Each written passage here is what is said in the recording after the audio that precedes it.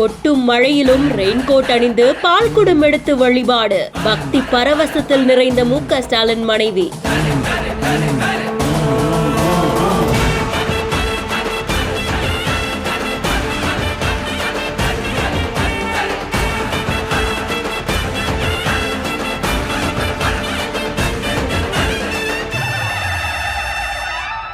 மயிலாடுதுறை மாவட்டம் சீர்காழிக்கு பக்கத்துல பிரசித்தி பெற்ற ஸ்வேதாரணேஸ்வரர் சுவாமி கோவில் அமைஞ்சிருக்கு. நவகிரகங்கள்ல புதன் ஸ்தலமா நம்பப்படுற இந்த கோவில்ல சிவபெருமானுடைய அம்சமான அகோரமூர்த்தி தனி சன்னதியில எழுந்து அருள் பாலிக்கிறாரு. இந்த கோவில்ல ஞாயிற்றுக்கிழமை நாளே சிறப்பு வழிபாடுகள் நடத்தப்படும். அதுலயும் குறிப்பா கார்த்திகை மாசத்துல வரக்கூடிய 3வது ஞாயிற்றுக்கிழமை ரொம்பவும் சிறப்பு வாய்ந்ததா பக்தர்களால கருதப்படுது. இந்த நாள்ல பக்தர்கள் பால்குடம் எடுத்து அகோரமூர்த்திக்கு சிறப்பு அபிஷேகம்லாம் செஞ்சு வழிபாடு பண்றாங்க. இதே நாள்ல தான் இந்த கோவிலுக்கு துர்கா ஸ்டாலின் அவர்களும் வருகை தந்திருக்காங்க.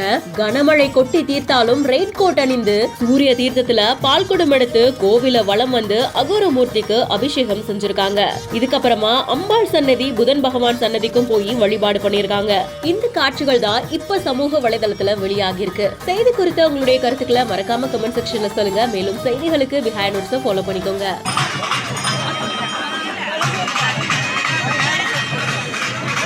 Thank you.